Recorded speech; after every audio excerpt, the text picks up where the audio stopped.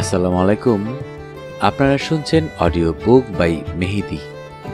আজকে আপনাদের পড়ে শোনাব নারায়ণ সান্যালের লেখা কাটায় কাটায় সিরিজের গল্প অ আ ক খুনের কাটা। গল্পটির রচনাকাল 1986, প্রথম প্রকাশ বইমেলা 1987। বইটির প্রচ্ছদ শিল্পী ছিলেন শ্রী গৌতম রায়। বইটির লেখক উৎসর্গ করেছেন শ্রী প্রফুল্ল রায়কে। গল্প শোনার আগে যারা এখনও অডিও বুক বাই মেহেদি চ্যানেলটি সাবস্ক্রাইব করেননি, অনুগ্রহ করে চ্যানেলটি সাবস্ক্রাইব করে বেল আইকনটি অন করে দিবেন। গল্প পাঠে বরাবরের মতোই আমি মোহাম্মদ মেহেদি হাসান। তাহলে শুরু করছি নারায়ণ সান্যালের লেখা কাটায় কাটায় সিরিজের গল্প অ আ ক খুনের কাটা। আজকে শুনবেন গল্পটির তৃতীয় এবং অন্তিম পর্ব।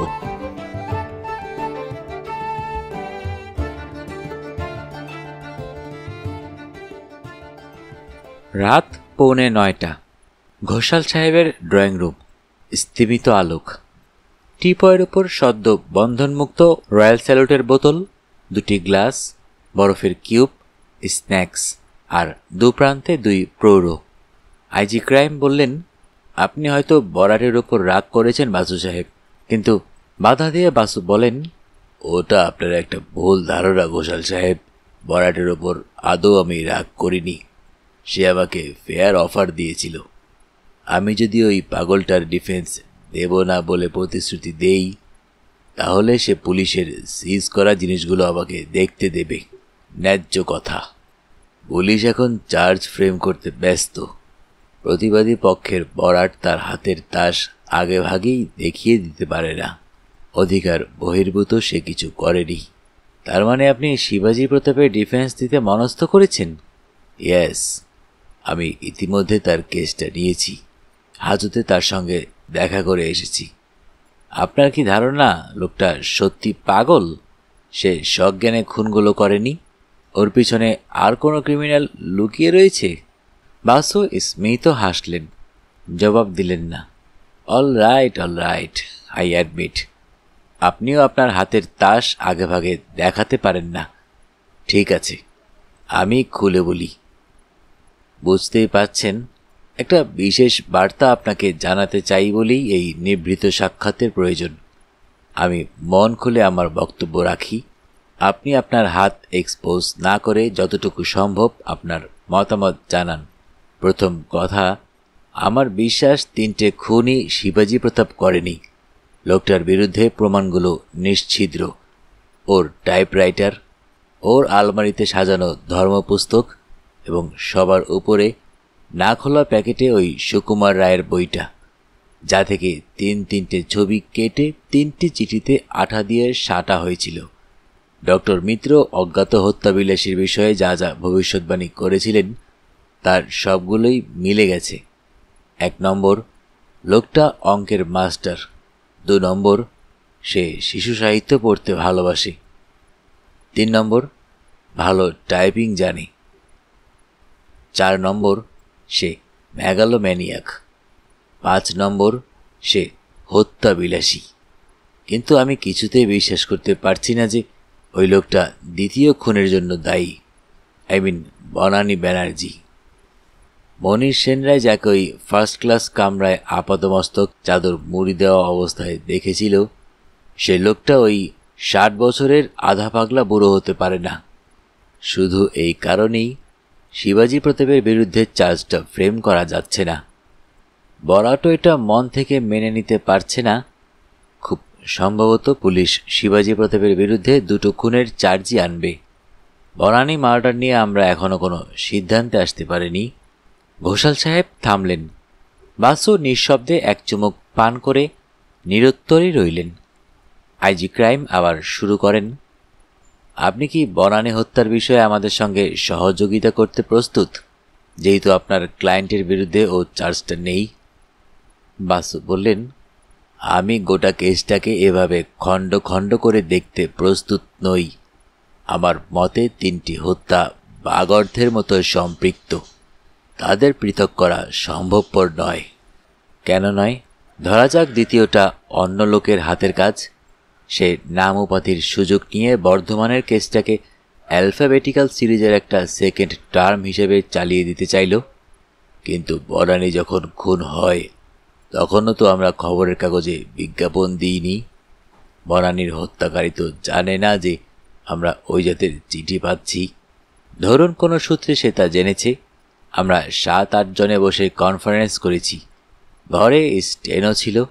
এরা সকলে অত্যন্ত বিশ্বাসভাজন, কিন্তু বাড়ি ফিরে এমন মুখরোচক গল্পটা নিজ নিজ ধর্মপত্নীকে যে গল্প করে শোনাননি তার গ্যারেন্টি নেই। আর মেয়ে মানুষের পেটে কথা থাকে না, এটা তো প্রবাদ বাক্য। বাসু বলেন, তা সত্ত্বেও আমি বলেছি যে অসুবিধাটা থেকেই যাচ্ছে।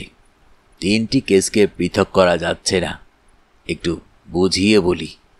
ধরুন আমি জেনেছি এই টাইপরাইটারটা শিবাজীবাবুকে যে উপহার দিয়েছিল তার নাম হানিফ মোহাম্মদ, কিন্তু লোকটা কে, কোথায় আছে তা জানি না। আমি জেনেছি পণ্ডিচেরির এক অজ্ঞাত মহারাজ শিবাজীবাবুকে মাস মাস টাকা পাঠাতেন এবং পার্সেলে বই পাঠাতেন, অথচ পণ্ডিচেরিতে গিয়ে আমি কোনো অনুসন্ধান করতে পারিনি। আমি জানি না এগুলো আপনারা জানেন কিনা, পুলিশ কোনো তদন্ত করেছে কিনা। করে থাকলেও পুলিশ তা আমাকে জানাতে পারে না, কারণ আমি শিবাজীবাবুর ডিফেন্স কাউন্সিল। এই ক্ষেত্রে আমি কেমন করে? বাধা দিয়ে ঘোষাল সাহেব বলেন, জাস্ট এ মিনিট, আমি জবাব দিচ্ছি। পুলিশ এসব তদন্ত শেষ করেছে, তার ফলাফল আমি আপনাকে জানিয়ে দিচ্ছি। শুনুন মিস্টার বাসু, লোকটা যদি সত্যি নিরপরাধ হয় তাহলে তাকে ফাঁসিকার থেকে ঝুলিয়ে দেওয়ার ইচ্ছা আমাদের কারও নেই। হ্যাঁ, ওকে যে লোকটা টাইপরাইটার উপহার দিয়েছিল আপাত দৃষ্টিতে তার নাম হানিফ মোহাম্মদ। হেমাঙ্গিনী বয়েজ স্কুলে তার পার্মানেন্ট অ্যাড্রেস পুলিশ জোগাড় করেছে। লোকটা মারা গেছে বছর 10 আগে। আপনি তো জানেনই যে প্রতিটি ঘড়ির পিছনে যেমন ম্যানুফ্যাকচারারের দেওয়া ক্রমিক সংখ্যা থাকে, তেমনি প্রতিটি টাইপরাইটার যন্ত্রেরও তাই থাকে। সেই সূত্র থেকে আমরা এই কথাও জেনেছি যে ওই যন্ত্রটা রেমিংটন কোম্পানির ডালহৌসি স্কোয়ার কাউন্টার থেকে 1.5 বছর আগে বিক্রয় হয়, হানিফের মৃত্যুর বহু বছর পরে। যে লোকটা কিনেছিল সে নগদ মূল্যে খরিদ করেছিল, ক্রেতার হদিস পাওয়া যায়নি। ফলে শিবাজী প্রতাপের ও কথাটা ভুল, উপহারটা হানিফ পাঠায়নি। 3 নম্বর, পণ্ডিচেরিতে তল্লাশি চালিয়ে কথাও জানা গেছে যে মাতৃসদন এবং তার মহারাজ সবই অলিক। সুতরাং একটি সিদ্ধান্তই এক্ষেত্রে নেওয়া চলে, হোমিসাইডাল ম্যানিয়াকটাকে দিয়ে একের পর একটি খুন করালেও সমস্ত পরিকল্পনার পিছনে আরেকটি ব্রেইন কাজ করে চলেছে। কে, কেন, কিভাবে তা আমরা এখনও আবিষ্কার করতে পারিনি।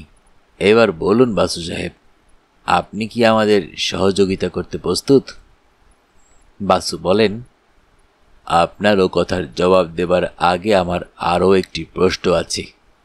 পুলিশের মতে 1 নম্বর, শিবাজী প্রতাপ প্রথম ও তৃতীয় খুনটা স্বহস্তে করেছেন, কিন্তু দ্বিতীয় খুনটা করেননি।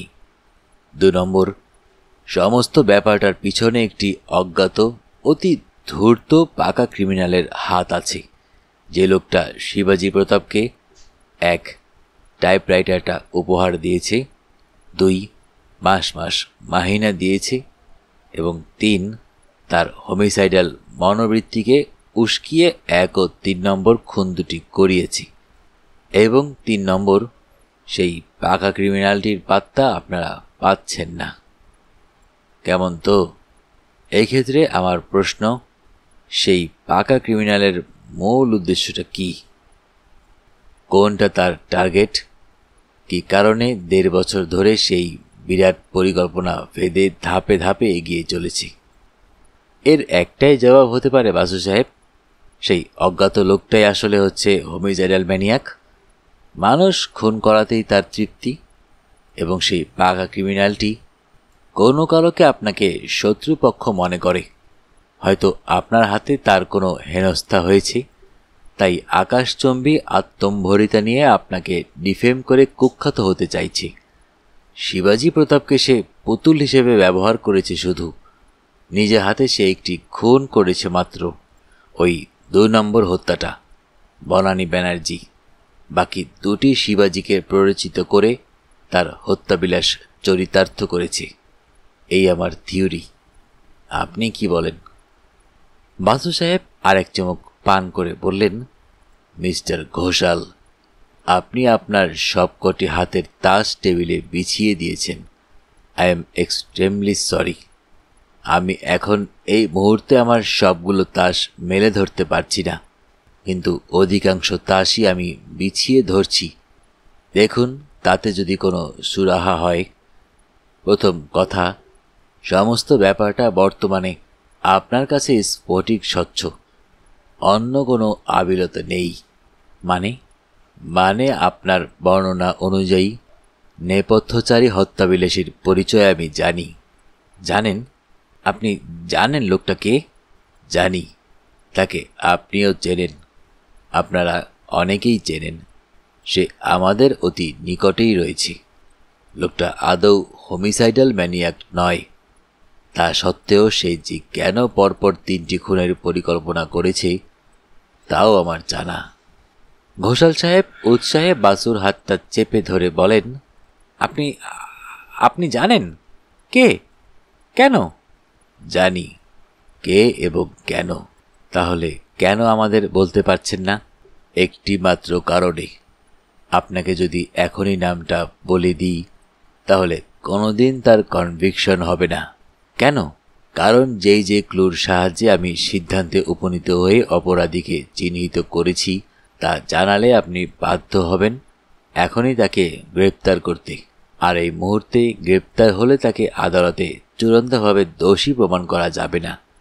আমি তাকে আরেকটি ভ্রান্ত পদক্ষেপ নিতে বাধ্য করতে চাই। তার কনভিকশন হওয়ার মতো আরেকটি প্রমাণ আমি হাতে পেতে চাই। আমরা কি যৌথভাবে সে কাজে এগিয়ে যেতে পারি না? পুলিশের সহায়তায় কি আপনি সেই নিশ্ছিদ্র প্রমাণটি সংগ্রহ করতে পারেন না? নিশ্চয়ই পারি, কিন্তু এই মুহূর্তে লোকটিকে চিহ্নিত না করে। কেন? এখনই আমি তা বলেছি। সেক্ষেত্রে আপনি তাকে গ্রেপ্তার করতে বাধ্য হবেন। আমার ফাঁদে পা দেবার দুর্যোগ থেকে সে অব্যাহতি পেয়ে যাবে। আমি সুযোগ হারাবো। ঘোষাল সাহেব আর এক চুমুক পান করলেন। বাসু বললেন, এবার আমার প্রস্তাবটা শুনুন ঘোষাল সাহেব। রবিবার সন্ধ্যায় আমার বাড়িতে একটি শোকসভার আয়োজন করছি। 3 জন মৃত ব্যক্তির প্রতি আমরা পর্যায়ক্রমে সম্মান জানাব। প্রত্যেকটি মৃত ব্যক্তির নিকট আত্মীয়দের প্রতিনিধি হিসেবে কেউ না কেউ আসবেন, পরস্পরকে সান্ত্বনা দেবেন। এটাই হচ্ছে বাহ্যিক আয়োজন। আমার দৃঢ় বিশ্বাস এই পরিকল্পনার মূল নায়কও ওই সভায় উপস্থিত থাকবেন এবং আমার আশা সওয়াল জবাবের মাধ্যমে ওই সভাতেই আমি তাকে চিহ্নিত করে ফেলব।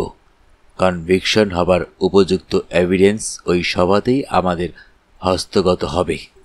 আপনি আসুন। রবি বোসকেও আমি ডেকেছি, in anticipation of your endorsement. বলেছি হ্যান্ডকাফ নিয়ে সে যেন সশস্ত্র আসে। কিছু প্লেন ড্রেস সশস্ত্র পুলিশও থাকবে সভায়।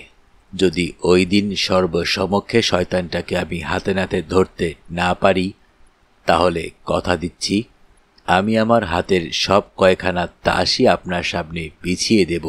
Does that satisfy you? Perfectly. I wish you all success. Drawing cum dining হলটাকে ঢেলে সাজানো হয়েছে। খাবার টেবিলটি অপসৃত। অন্যান্য ঘর থেকে চেয়ার এনে ঘরটা পৃথকভাবে সাজানো হয়েছে। এক প্রান্তে একটি টেবিলে পাশাপাশি 3খানি মাল্যভূষিত আলোকচিত্র। রবি বসু বাদে নিমন্ত্রিতরা সবাই এসে পৌঁছেছেন। লোকসভাটি পরিচালনা করছেন বাসু সাহেবের গুরু অতি বৃদ্ধ A.K. রে। উষা বাগচি উদ্বোধনী সঙ্গীতটি গাইল দরদ ভরা গলায়। অল্প লইয়া থাকি তাই মোর যাহা যায় তাহা যায়, কণাটুকু যদি হারাই তা লয়ে প্রাণ করে হায় হায়। অনেকের চোখই অশ্রুসজল হয়ে উঠল। সুনীল 2 হাঁটুর মধ্যে মুখ গুজে বসেছিল। তার পিঠটা মাঝে মাঝে কেঁপে কেঁপে উঠছে। ময়ূরাক্ষীও বারে বারে চোখ মুছছিল। আর মৌ, মৃত ব্যক্তিত্রয়ের একজনকেও যে দেখেনি, সেও বারে বারে রুমাল দিয়ে চোখ মুছছে। অনিতা তার মাস্টারমশাইয়ের অর্থাৎ ডক্টর চ্যাটার্জির কথা কিছু বলল। ময়ূরাক্ষী মাথা নেড়ে অস্বীকার করায় কুশীলভ সংস্থার তরফে অন্য একজন বনানীর অভিনয় প্রতিভা ও অমায়িক স্বভাবের সম্বন্ধে কিছু শোনালেন। সুনীলাঢ্য কিছু বলার অবস্থায় নেই, তাই বাসু সাহেব নিজেই স্বর্গত আঢ্যমশাইয়ের বিরুদ্ধে যেটুকু জানেন তা জানালেন। সৎ, সজ্জন, ধর্মভীরু মানুষটির পরিচয়। প্রয়াত ব্যক্তিত্রয়ের আত্মার শান্তি কামনায় সকলে কিছুক্ষণ নীরবতা পালন করলেন। উষা আবার হারমোনিয়ামটা টেনে নিতে যাচ্ছিল, তাকে বাধা দিয়ে বাসু বলেন, না না, সভার কাজ এখনো শেষ হয়নি। আরও একজনের বিষয়ে কিছু আলোচনা করা দরকার।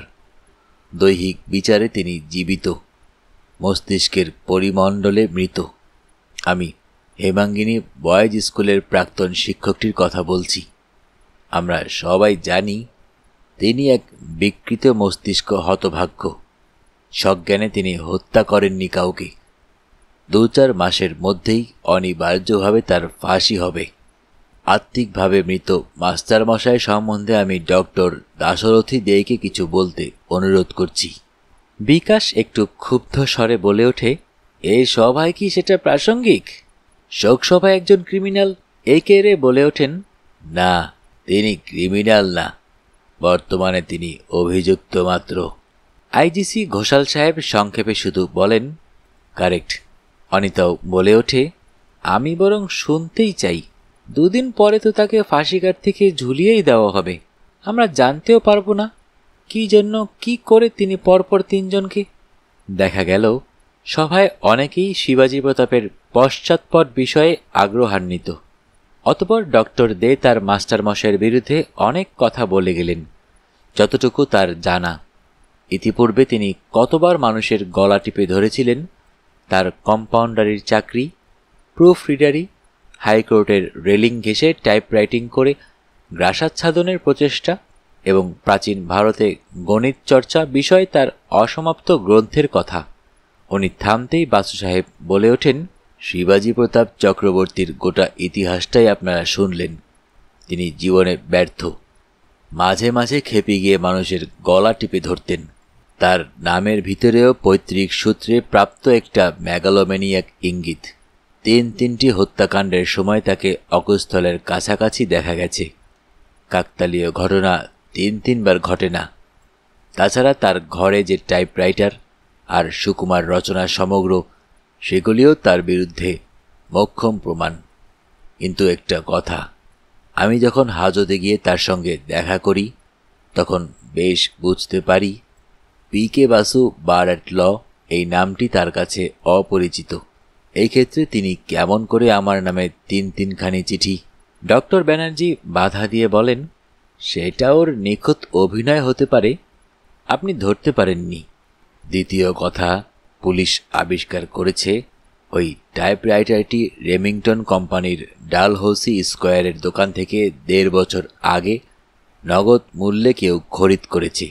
সেই সময় দেখছি শিবাজী প্রতাপ কপর্দকহীন। তিনি কেমন করে ওটা ওই সময় নগদ দামে কিনলেন? ডক্টর ব্যানার্জি পুনরায় প্রশ্ন করেন, এই বিষয়ে তিনি নিজে কি বলেন? যন্ত্রটা কি সূত্রে তার হেফাজতে এলো, কথা কি তার মনে পড়ে না? পরে তিনি বলেন, এটি ওকে উপহার দিয়েছিল ওর এক ছাত্র, হানিফ মোহাম্মদ। বিকাশ বলে, তবে তো ল্যাটা চুকেই গেল।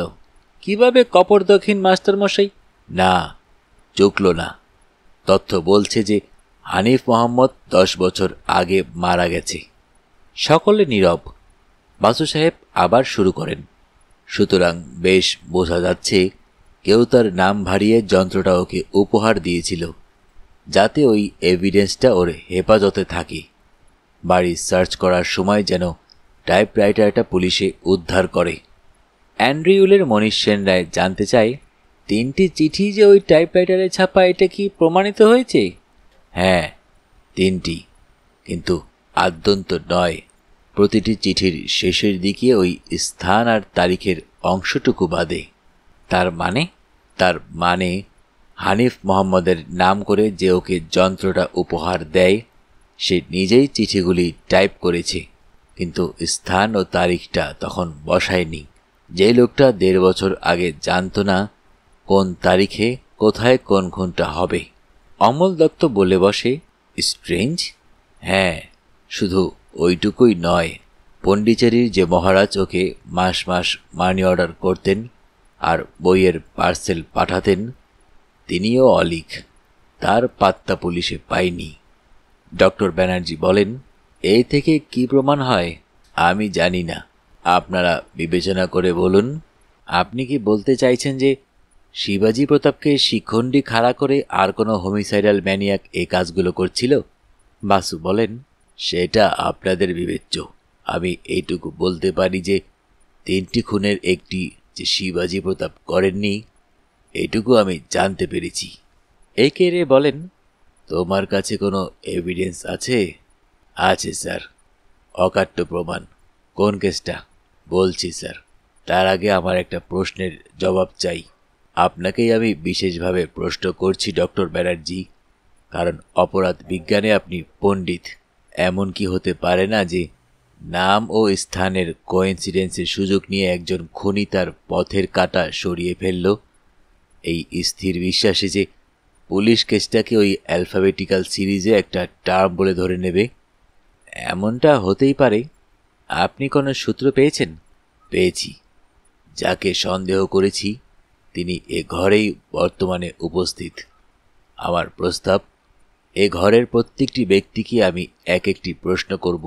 জবাবে তারা নিছক সত্য কথা বলবেন, অথবা বলবেন আমি জবাব দেব না। তাহলেই সেই আততায়ীকে আমি চূড়ান্তভাবে শনাক্ত করতে পারব। আপনারা আমার সঙ্গে সহযোগিতা করতে রাজি? প্রায় 20 সেকেন্ড ঘর নিস্তব্ধ। ডক্টর মিত্র বললেন, এতে আমাদের আপত্তি করার উপায় নেই। প্রতিবাদ যে করতে যাবে সে নিজেই তৎক্ষণাৎ চিহ্নিত হয়ে যাবে। আপনি শুরু করুন। আমি আপনাকেই প্রথম প্রশ্নটা করছি। আপনাকে আইজি ক্রিমিনাল সাহেব কয়েকবার এক্সপার্ট হিসেবে কনফারেন্সে ডেকেছিলেন, সেজন্য ধন্যবাদও জানিয়েছেন। কিন্তু আপনার মনে হয়েছিল এই জন্য আপনার একটা প্রফেশনাল ফি প্রাপ্য ছিল। Yes or no? Doctor Mitra গম্ভীর স্বরে বললেন, আমি জবাব দেব না। নেক্সট সুনীল, তুমি একদিন লুকিয়ে সিগারেট খাচ্ছিলে, হঠাৎ বাবার সামনে পড়ে গিয়ে সিগারেট লুকিয়ে ফেলো, বাবা দেখতে পাননি। Yes or no? সুনীল মাথা নিচু করে বললে, yes. Third, mister Amal Dutta, আপনি এজাহারে বলেছিলেন বনানী যে ট্রেনে আসছিল তার আগের লোকালে আপনি বর্ধমান আসেন, অথচ বর্ধমানের একজন রিক্সাওয়ালা যে আপনাকে চেনে, যাকে আপনি চেনেন না, বলছে যে ওই শেষ লোকালেই আপনি এসেছিলেন। রিক্সাওয়ালাটা কি মিথ্যা কথা বলছে?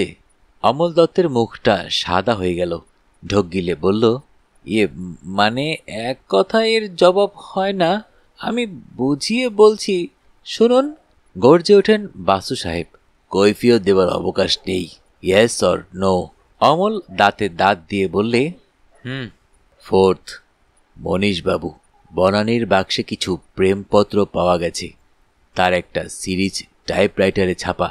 আমার বিশ্বাস সেই চিঠিগুলি অ্যান্ড্রুইল কোম্পানির কোনো টাইপরাইটারে ছাপা। পুলিশ তদন্ত হলে এ সত্য প্রতিষ্ঠিত হবে। Yes or no? মনীষ জ্বলন্ত দৃষ্টি মেলে তাকিয়ে রইল কিছুক্ষণ, তারপর বললে, yes, but no but please. পঞ্চম সাক্ষী ময়ূরাক্ষী, তুমি বাট ফাট বলবে না। হ্যাঁ, না অথবা বলবো না, এর মধ্যে তোমার জবাব সীমাবদ্ধ করবে। প্রশ্নটা এই, সুজাতা ফিরে এসে আমাকে বলেছিল যে অমল দত্ত তোমাকে কিছু অর্থ সাহায্য করতে চেয়েছিল এবং তুমি তা প্রত্যাখ্যান করো। ইয়েস। বাসু হেসে বলেন, প্রশ্নটা আগে আমাকে শেষ করতে দাও। ওটা তো ফ্যাক্ট, প্রতিষ্ঠিত সত্য। আমার প্রশ্নটা এই, তুমি ওর কাছে আর্থিক সাহায্য নাওনি এই কারণে যে অমল তোমার দিদিকেই ভালোবাসত, একথা জেনেও যে বনানী তাকে ভালোবাসত না, অথচ তুমি অমল দত্তকে ভালোবাসতে এবং ভালোবাসো। ময়ূরাক্ষী ধীরে ধীরে উঠে দাঁড়ায়, যেন সর্বসমক্ষে বাসু সাহেব তার ব্লাউজটা টেনে ছিঁড়ে ফেলেছেন। তার ঠোঁট দুটি থরথর করে কাঁপতে থাকে। বলে, এসব আপনি কি বলছেন? ইয়েস, নো অথবা বলবো না, প্লিজ। দুহাতে মুখ ঢেকে বসে পড়ল ময়ূরাক্ষী। তিনটে জবাবের একটা জোগাল না তার মুখে। সুজাতা নিঃশব্দে তার বাহুমূলটা ধরে বললে, বাথরুমটা ওইদিকে। হাত ধরে সে সভাস্থল থেকে ময়ূরাক্ষীকে নিয়ে বেরিয়ে গেল। ঘরে আলপিন পতন, নিস্তব্ধতা। সিক্সথ, অনিতা, তোমাকে যে প্রশ্নটা করছি তা এই, যদিও 20 বছরের বয়সের ফারাক, এবং যদিও তুমি মিসেস চক্রবর্তীকে নিজের দিদির মতো ভালোবাসো, তবুও মিসেস চক্রবর্তীর মৃত্যুর পর যদি ডক্টর চন্দ্রচূড় চ্যাটার্জি তোমাকে বিবাহ প্রস্তাব দিতেন, তাহলে তুমি সম্মত হতে? Yes or no? অনিতাও আসন ছেড়ে উঠে দাঁড়ায়, যেন ময়ূরাক্ষীর পর এবার তার বস্ত্রহরণ পালা শুরু হলো। তারও ঠোঁট দুটি নড়ে উঠল, বাক্য স্ফূর্তি হল না। ঠিক তখনই কক্ষের ও প্রান্ত থেকে একেরে বলে ওঠেন, অবজেকশন সাস্টেইনড, ইররিলিভেন্ট অ্যান্ড আর্গুমেন্টেটিভ। কি হলে কি হতো তা সাক্ষী বলতে বাধ্য নয়, এমনকি আমি বলবো না তাও নয়। তুমি বসে পড়ো অনিতা। কাঁপতে কাঁপতে অনিতা বসে পড়ে। সেভেন্থ, মিস্টার নিবি মজুমদার, তোমাকে দীর্ঘদিন পূর্বে ডক্টর চন্দ্রচূড় চ্যাটার্জি তার উইলটা সেফ কাস্টডিতে রাখতে দিয়েছিলেন। তাতে স্ত্রী, শ্যালক, অনিতা এবং অন্যান্যদের জন্য যথাযোগ্য লিগাসির ব্যবস্থা করে তার সম্পত্তি একটি ট্রাস্ট বোর্ডকে দিয়ে গিয়েছিলেন, কিছু গবেষণামূলক গ্রন্থ রচনার দায়িত্ব দিয়ে। Yes or no? Nibi Majumdar উঠে দাঁড়ালো। 3 পিস স্যুট পরা একটি সুদর্শন যুবক। তার বয়স যে 40-এর কোঠায় তা বোঝা যায় না। ঘরের প্রত্যেকটি ব্যক্তি তার দিকে একদৃষ্টে তাকিয়ে আছে। একমাত্র ব্যতিক্রম পি.কে. বাসু, তার দৃষ্টি অন্যত্র। নিবি হেসে বললে, ইয়েস, ওর উইলটা আমি সঙ্গে নিয়ে এসেছি। বাসু বললেন, অষ্টম সাক্ষীকে প্রশ্ন করার আগে আমি একটু বিশ্লেষণ করতে চাই। ধরুন আমি যদি বলি এখানে একটা আলপিন রয়েছে, অমনি আপনাদের দৃষ্টি যাবে মেঝের দিকে, মনে হবে কারো পায়ে না ফোটে। তারপর সোফা বা সেটিগুলোর দিকে তাকাবেন, তারপর টেবিলের উপর দৃষ্টি বুলিয়েও যখন আলপিনটা নজরে পড়বে না, তখন হয়তো বলবেন, কই, টেবিলের উপর পিনকুশনে গাঁথা আমার সেই বিশেষ আলপিনটা দেখিয়েও নজর করবেন না। এটা হিউম্যান সাইকোলজি। আমরা কি এখানে ওই জাতে ভুল করছি? মনে করুন একজন লোক দীঘার ধীরেন্দ্র ধরকে কোনো কারণে খুন করতে চায়, কিন্তু সে জানে পুলিশ এসেই খোঁজ করবে ধীরেনবাবুর মৃত্যুতে কে সবচেয়ে লাভবান হলো, কে সম্ভাব্য খুনি হতে পারে। এই জন্যে সে ধীরেন ধর নামক আলপিনটাকে পিনকুশনে গেঁথে ফেলতে চাইল।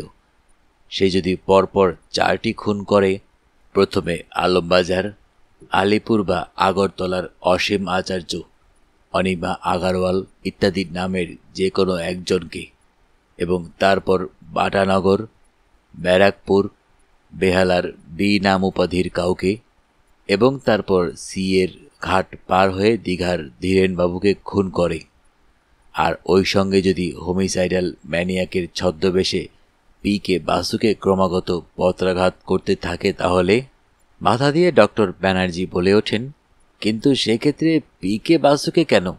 সে তো সরাসরি ঘোষাল সাহেবকেই চ্যালেঞ্জ থ্রো করবে। পি.কে. বাসু বিখ্যাত ডিফেন্স কাউন্সিল, অপরাধী ধরে বেড়ানো তার পেশা নয়।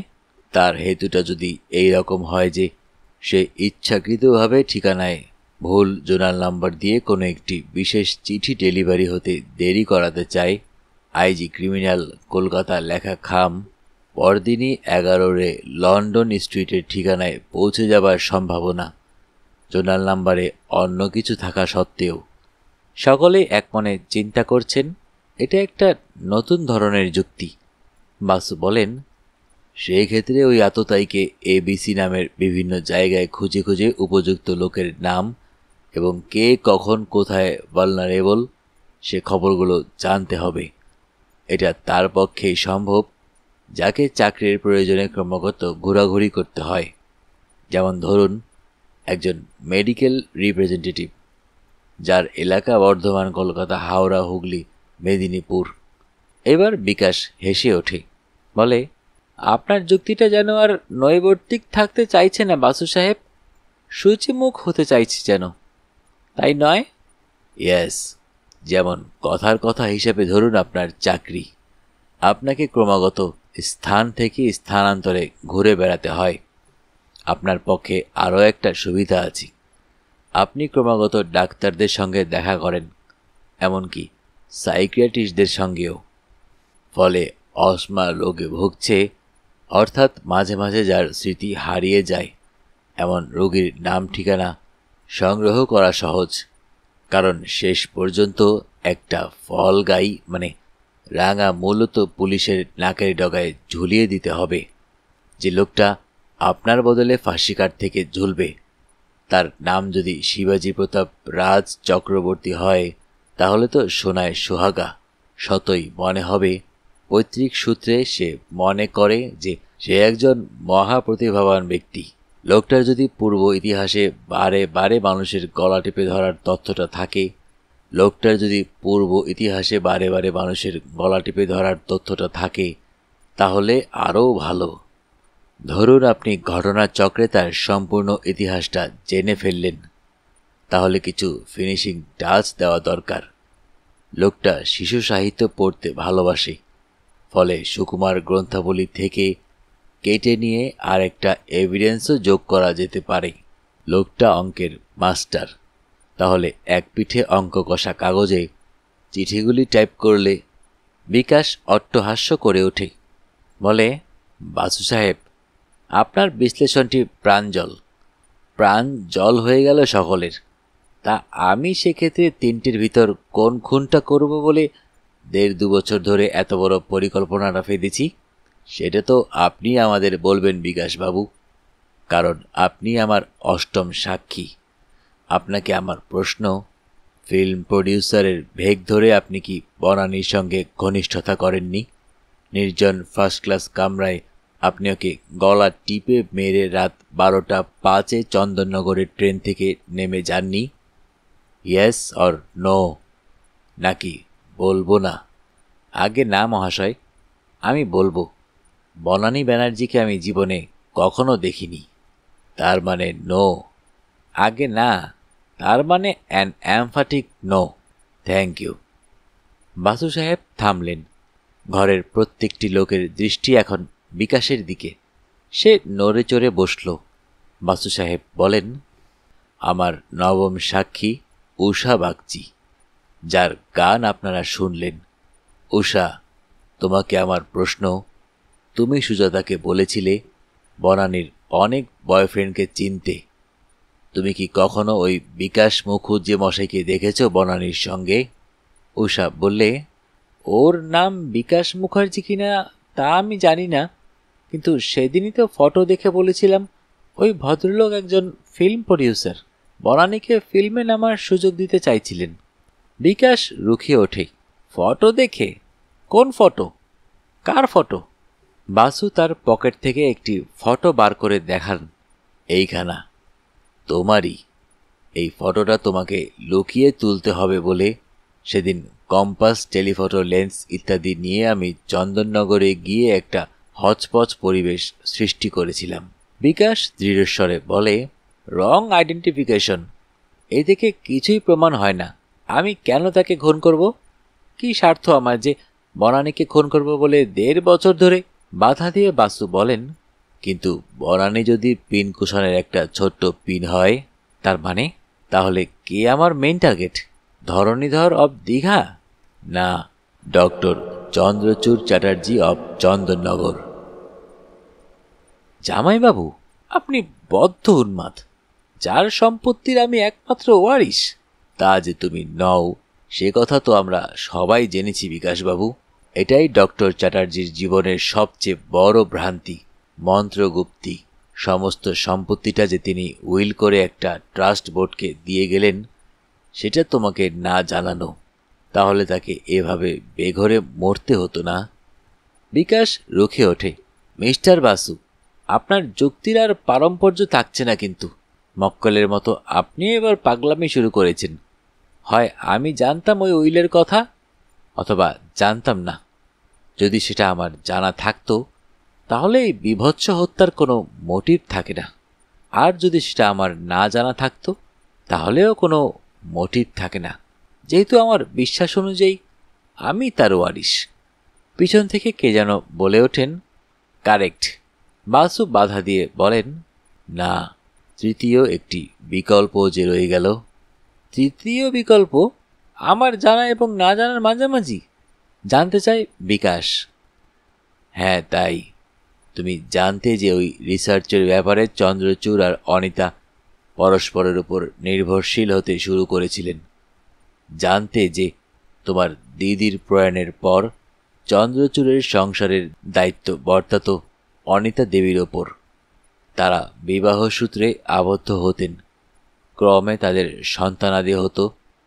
ডক্টর চ্যাটার্জির প্রথম পক্ষের শ্যালকের তখন মঞ্চ থেকে নিঃশব্দে প্রস্থান অনিবার্য হয়ে পড়ত। রে সাহেব বাধা দেওয়ায় অনিতা যে প্রশ্নটার জবাব দিল না, সেই জবাবটা অনেক দিন আগেই তুমি জানতে পেরেছিলে বিকাশবাবু, তাই নয়? বিকাশ জ্বলন্ত একজোড়া চোখ মেলে বাসু সাহেবের দিকে তাকিয়েছিল। এখন ধীরে ধীরে বললে, কিন্তু আপনি ভুলে যাচ্ছেন বাসু সাহেব, হত্যা যখন সংঘটিত হয় তখন আমি ঘটনাস্থল থেকে অনেক অনেক দূরে, শেয়ালদহর কাছাকাছি সুইট হোমে। আহ, দ্যাটস ইউর ডিফেন্স, বজ্রবাঁধনী অ্যালিবাই, তাই নয় বিকাশবাবু? তুমি 2 বছর ধরে এত সব কিছু করলে, অথচ ওই সামান্য ব্যাপারটার কথা ভুলে গেলে। বেসিনের কলটার দিকে নজর গেল? বেসিনের কলটার দিকে নজর গেল না তোমার? মানে? হোটেলে চেক ইন করে রুদ্ধদ্বার কক্ষে তুমি মেকআপ নিলে, যাতে পথে ঘাটে বা চন্দননগরে কেউ হঠাৎ দেখলে চিনতে না পারে। তারপর রাত 10টায় ট্যাক্সি নিয়ে চলে গেলে হাওড়া স্টেশন। রাত 11:07 লোকাল ধরে পৌঁছালে চন্দননগর। তুমি জানতে তোমার ভগ্নিপতি ঠিক কয়টার সময় মর্নিং ওয়াকে বের হন, কতদূর যান এবং কোন বেঞ্চিতে বসে বিশ্রাম করেন। জানতে যে খবরের কাগজটা তিনি দেখেননি, কারণ আগেই সেটা সরিয়ে ফেলেছিলে তুমি। প্রত্যাশিতভাবে ডুপ্লিকেট চাবি দিয়ে গেট খুলে তিনি যে ওখানে ভোররাত্রে উপস্থিত থাকবেন এটা তোমার জানা ছিল। তাই কাজ হাসিল করে ভোর 5:57 লোকাল ধরে ফিরে আসাটা কোনো অসুবিধাজনক হয়নি, তাই নয়? নাকি 6:11 লোকালটা ধরতে হয়েছিল? বিকাশ উঠে দাঁড়ায়, অনিতার হাতটা বজ্র মুঠিতে ধরে বলে, চলে এসো অনিতা, এইসব পাগলের বকবকানি শুনতে হবে জানলে আমি এই শোকসভায় আদৌ আসতাম না। অনিতা জোর করে তার হাতটা ছাড়িয়ে নেয়, বলে, না, আমাকে ব্যাপারটা বুঝে নিতে দাও বিকাশদা। বাসু সাহেব, আপনিই বলুন, এইসব আন্দাজ আপনি করেছেন কি সূত্রে? বাসু বলেন, আন্দাজ নয় অনিতা, ফ্যাক্ট। ওই যে একটা ছোট্ট ভুল করে ফেলেছিল তোমার বিকাশদা। ক্রিমিনোলজি বলে পারফেক্ট ক্রাইম বলে কিছু হতে পারে না। বিকাশবাবু সব কিছু ঠিক ঠিক করল, কিন্তু হোটেল ছেড়ে যাবার সময় বেসিনের কলটা বন্ধ করে যেতে ভুলে গেল। সে সময় কলে জল আসছিল না। জল আসতে শুরু করে রাত 2টোয়। শুধু ওই ঘর নয়, করিডোরটাও জলে থই থই। নাইট ওয়াচম্যান বাধ্য হয়ে ম্যানেজারকে ডেকে তোলে। ডাকাডাকি করে বোর্ডারের সাড়া না পেয়ে বাধ্য হয়ে ডুপ্লিকেট চাবি দিয়ে ঘর খুলে কলটা বন্ধ করা হয়।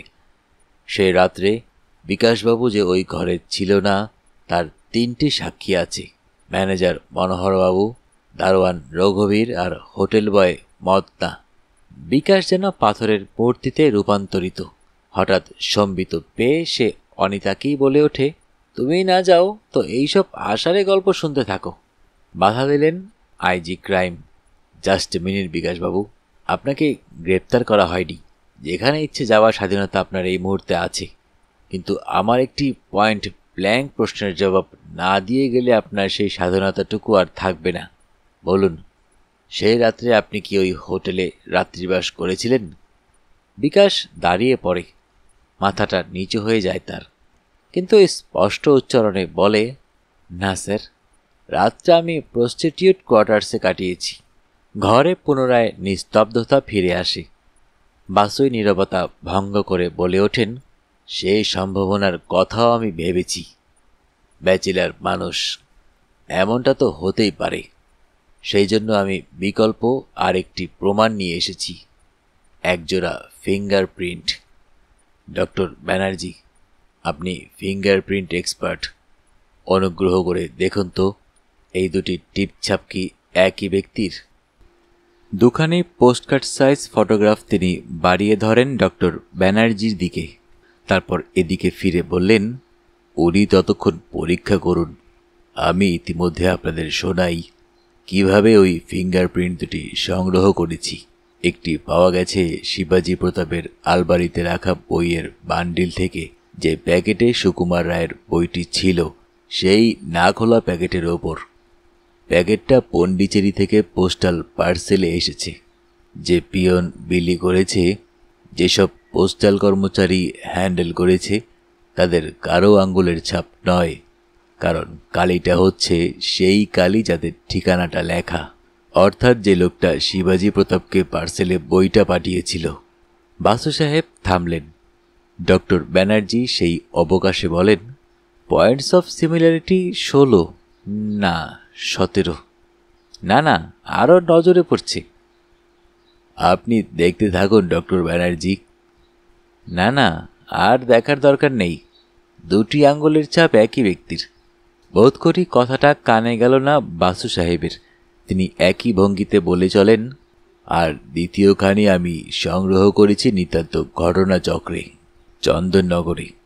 যেহেতু Indian stamp act 1935 amended in 1955 ধারা নং 153C-তে বলা হয়েছে যে লাখ টাকার ওপর যার মূল্যমান, তেমন দলিলে সইয়ের সঙ্গে টিপ ছাপও দিতে হয়। Never heard of it. Indian stamp অ্যাক্টের কত ধারা বললে যেন? জানতে চাইলেন ব্যারিস্টার A.K. রে। বাসু হাসলেন। আপনাকে ধাপ্পা দিচ্ছি না স্যার, কিন্তু ওই ধারাটা আউড়ে সন্দেহভাজন একটি ব্যক্তিকে সেদিন ধাপ্পা দিতে সক্ষম হয়েছিলাম। না হলে তার নিখুঁত ফিঙ্গারপ্রিন্ট সংগ্রহ করা আমার পক্ষে। কথাটা শেষ হলো না, হঠাৎ বিকাশ লাফ দিয়ে ঘরের ও প্রান্তে সরে গেল। ঘরশুদ্ধ সকলের দৃষ্টি গেল তার দিকে। বিকাশের হাতে একটি উদ্যত রিভলভার। প্রতিটি শব্দ স্পষ্ট উচ্চারণ করে বললেই, 6টা চেম্বারে 6টা বুলেট। I congratulate you mister P.K. Basu, পারেট ল। দুঃখ এইটুকুই যে ফাঁসির দড়িটা আমার গলায় পরানো গেল না। আর কি অপরিসীম দুঃখ, আমার সঙ্গে তোমার খেলাটাও শেষ হয়ে গেল। 6 নম্বর বুলেটটা আমার, 5মটা তোমার। বাকি 4জন কে আমাদের সঙ্গে যাবে তুমিই নির্বাচন করে দাও বাসু সাহেব। প্রত্যেকটি মানুষ যে যার আসন ছেড়ে উঠে দাঁড়িয়েছে। ঘরে সূচিপতন, নিস্তব্ধতা। পরিস্থিতি যে এক মুহূর্তে এভাবে বদলে যেতে পারে তা কেউ স্বপ্নেও ভাবেনি। বাসু সাহেব দুহাত মাথার উপর তুলে দাঁড়িয়ে আছেন, নির্বাক, নিস্পন্দ। ভয়ে কতটা পেয়েছেন বোঝা গেল না। অসীম আত্মসংযম তার, কিন্তু কথা যখন বললেন তখন তার গলাটাও কেঁপে গেল। বললেন, আমি তোমার একমাত্র রাইভাল বিকাশ, বাকি কজন নিরীহ প্রাণীকে। সে কি তুমি না প্রমাণ করেছ আমি homicidal maniac. Don't move, I warn you. শেষ সাবধানবাণীটা ঘোষাল সাহেবকে। তিনি তিলমাত্র নড়েছিলেন। বিকাশ আরও এক পা পিছিয়ে গেল, যাতে এক লাফে কেউ তার নাগাল না পেতে পারে। সেখান থেকে বলল, না বাসু সাহেব, তোমার জন্য 5ম বুলেটটা জমিয়ে রাখলাম। 1ম বুলেটটা তোমার ওই পঙ্গু স্ত্রীকে উপহার দিই বরং। কিন্তু ট্রিগার টানবার অবকাশ সে পেল না। চকিতে ক্ষিপ্ত শারদুল শাবকের মতো তার দিকে লাফ দিল সুনীল। 16 বছরের তারুণ্যে ভরপুর কিশোর। এক লাফে বিকাশের কাছে পৌঁছানো তার পক্ষে অসম্ভব, কারণ দূরত্ব যথেষ্ট। বিকাশ বিদ্যুৎ গতিতে পাশ ফিরে সুনীলকে লক্ষ্য করে ফায়ার করল। আশ্চর্য, তবু শূন্যে ডিগবাজি খেয়ে সুনীল উল্টে পড়ল না। তার বজ্র মুষ্টির আঘাতটা গিয়ে লাগল বিকাশের নাকে। নাকটা থেতলে গেল। দরদর ধারে ওর নাক দিয়ে রক্ত পড়ছে, কিন্তু তা সত্ত্বেও বিকাশ ভূপতিত হয়নি। টাল সামলে নিয়ে সে পরপর 3টি ফায়ার করল সুনীলকে লক্ষ্য করে, পয়েন্ট ব্ল্যাঙ্ক রেঞ্জে। 4বার ট্রিগার টানা সত্ত্বেও ফায়ারিংয়ের শব্দ শোনা গেল না একবারও।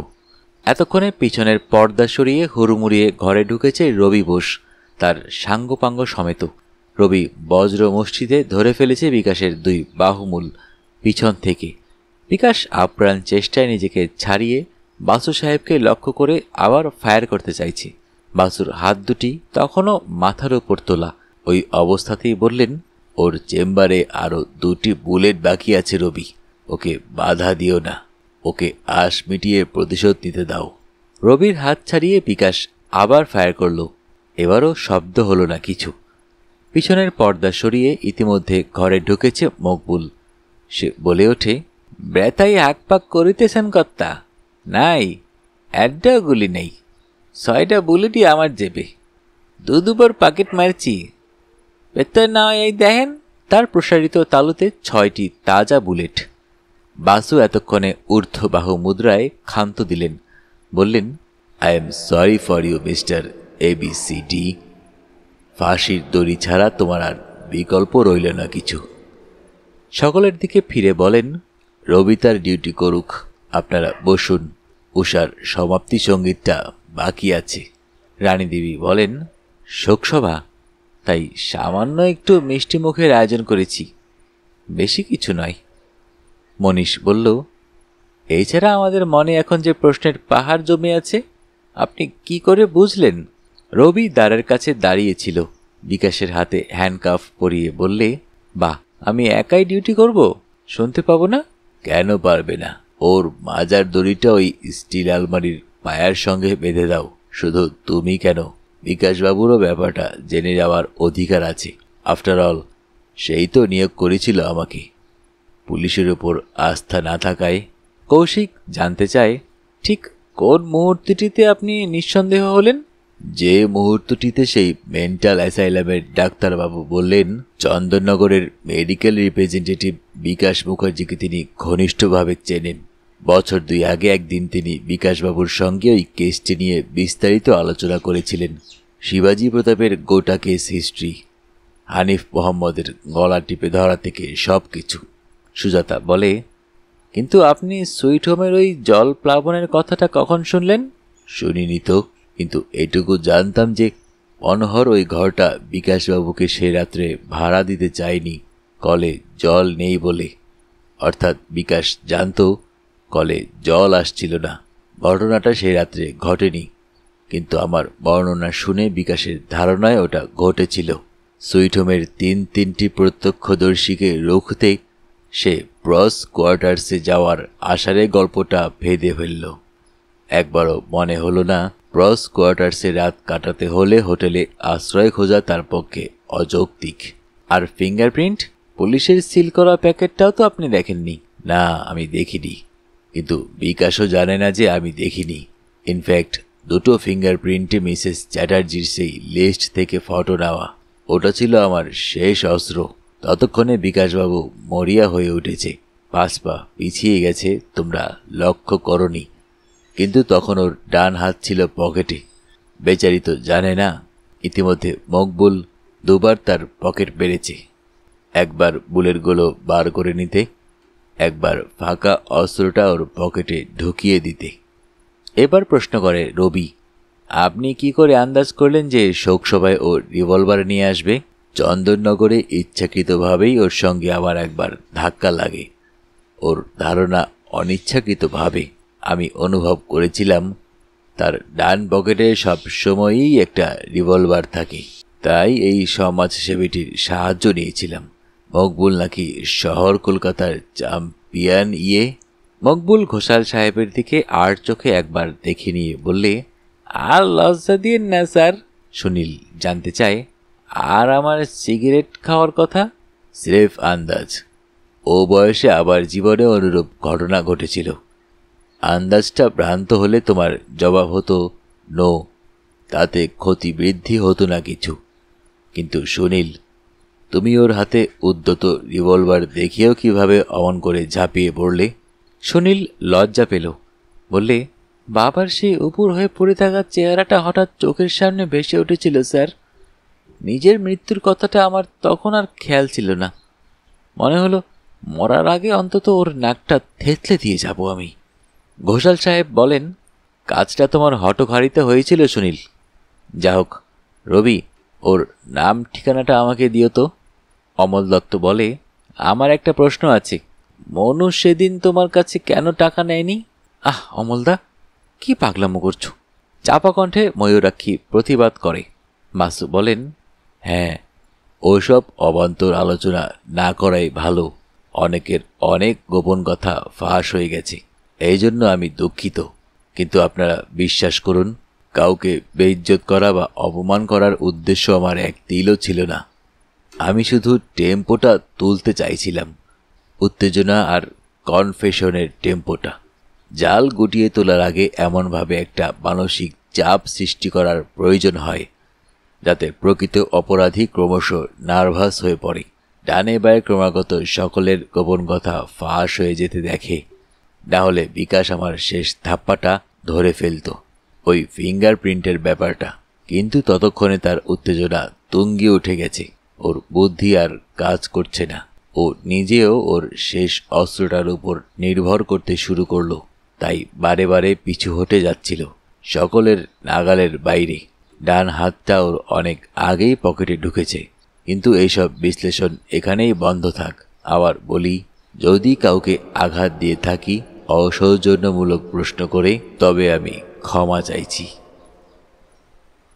মূল কাহিনী শেষ হয়েছে। উপসংহারে বছর দেড় পরেকার কয়েকটি তথ্য পেশ করা অপ্রাসঙ্গিক হবে না। 1 নম্বর, শিবাজি প্রতাপ এখন ওই চিলেকোঠার ঘরে থাকেন। ডক্টর পলাশ মিত্রের চিকিৎসায় তিনি দিন দিন সুস্থ হয়ে উঠেছেন। অন্য কোনো চাকরি করেন না, দিবারাত্র পরিশ্রম করে চলেছেন। চন্দননগরে একটি ট্রাস্ট বোর্ড তাকে নাকি রিসার্চ স্কলারশিপ দিয়েছেন একটি গ্রন্থ রচনার জন্য, প্রাচীন ভারতে গণিত চর্চা। ওই ট্রাস্ট বোর্ডে যে মহিলা সেক্রেটারি মৌটা মাহিনায় নিযুক্ত হয়েছেন তার নাম অনিতা সেন রায়। শোনা যায় তিনি ছিলেন ডক্টর চ্যাটার্জির রিসার্চ অ্যাসিস্ট্যান্ট। তখন উপাধি ছিল গাঙ্গুলি। জনৈক মুগ্ধ ভ্রমরের কৃতিত্বে বর্তমান উপাধি সেন রায়। স্বর্গত ডক্টর চট্টোপাধ্যায়ের বিধবা স্ত্রী মিসেস রমলা চট্টোপাধ্যায়ের সধবা অবস্থায় দেহান্ত ঘটেছে। সুনীলাঢ্য এখন তার বাবার দোকানে বসে। 2nd ডিভিশনে সে স্কুল ফাইনাল পাশ করে পড়াশোনাটা আর চালায়নি। গত বছর সাহসিকতার জন্য সে একটি পুলিশ মেডেল পেয়েছে। একটা দুঃখের খবর, ময়ূরাক্ষীর এবছর বিয়ে পরীক্ষা দেওয়া হয়নি, অর্থাভাবে নয়। হেতুটা এই, পরীক্ষার সময় মিসেস ময়ূরাক্ষী দত্ত ছিলেন আসন্ন সন্তান সম্ভবা।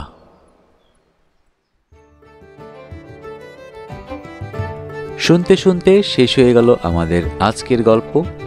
যারা এখনও অডিও বুক বাই মেহেদি চ্যানেলটি সাবস্ক্রাইব করেননি, অনুরোধ থাকবে চ্যানেলটি সাবস্ক্রাইব করে বেল আইকনটি অন করে দিবেন।